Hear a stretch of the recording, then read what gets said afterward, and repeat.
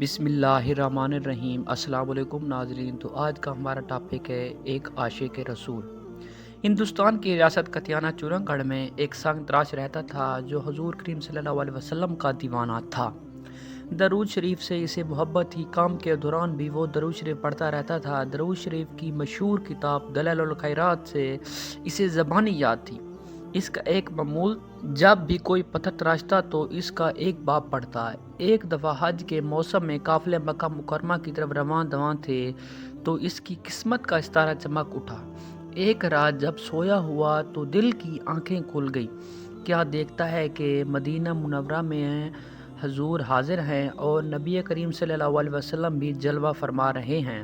سبز گنبد کے انور سے فضا منور ہو رہی ہے اور مسجد نبی صلی اللہ علیہ وسلم کے مینار بھی نور برسا رہے ہیں، مگر ایک مینار کا کنگرہ شکستہ تھا۔ اتنے میں حضور کریم صلی اللہ علیہ وسلم کے لب مبارک کو جنبش ہوئی اور الفاظ یوں ترتیب پائے: دیوانے وہ دیکھو، ہماری مسجد کے مینار کا ایک کنگرہ ٹوٹ گیا ہے۔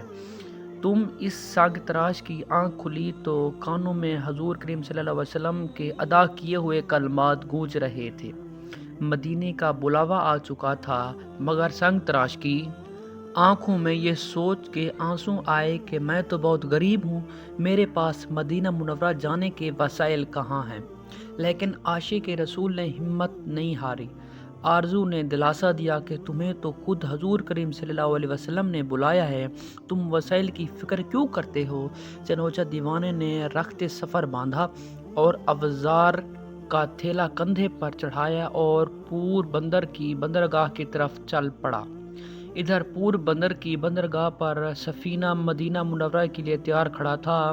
مسافر پورے ہو چکے تھے، مگر عجیب تماشا تھا کہ کپتان کی کوشش کے باوجود سفینہ چلنے کا نام نہ لیتا تھا۔ اتنے میں جہاز میں سے کسی کی نظروں میں سے جھومتے ہوئے اتنے دیوانے پر پڑی کہ لوگ سمجھتے کہ شاید ایک مسافر رہ گیا تھا۔ جہاز گہرے پانی میں کھڑا تھا۔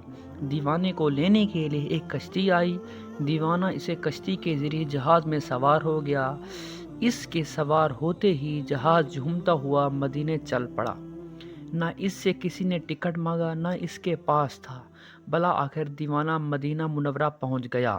اب دیوانہ جھومتا ہوا روضہ رسول صلی اللہ علیہ وسلم کی طرف چلا جا رہا تھا۔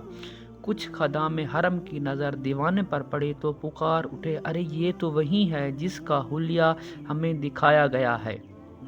دیوانے نے اشک بار آنکھوں سے سنہری جالیوں پر حاضری دی، پھر باہر آ کر خواب میں جو جگہ دیکھی تو اس کو دیکھا تو واقعی ایک کنگرہ شکستہ تھا۔ اپنی کمر میں رسی باندھتا ہو کر خدام کی مدد سے دیوانہ گھٹنوں کے بل اوپر چڑھا۔ اگر حضور کریم صلی اللہ علیہ وسلم کا حکم نہ ہوتا تو اس کا عاشق گنبدوں مینار پر جانے کی جرات تو کیا کچھ ایسا کرنے کے لیے سوچ بھی نہیں سکتا تھا، اور حسب ارشاد اس نے کنگرہ بنا دیا۔ واہ رے دیوانے کی خوش بختی! جب دیوانے کی بے تاب روح نے سبز گنبد کا قرب پایا تو بے قرار اور اضطراب بے حد بڑھ گیا۔ دیوانہ کام مکمل کر چکا تھا اور اب اسے نیچے آنا تھا، لیکن اس کی روح مظہر نے لوٹنے سے انکار کر دیا۔ جب دیوانے کا وجود نیچے آیا تو دیکھنے والوں کے کلیجے پھٹ گئے، کیونکہ دیوانے کی روح تو کبھی کی سبز گنبد کی نائیوں پر نثار ہو چکی تھی۔ دیوانہ دم توڑ چکا تھا۔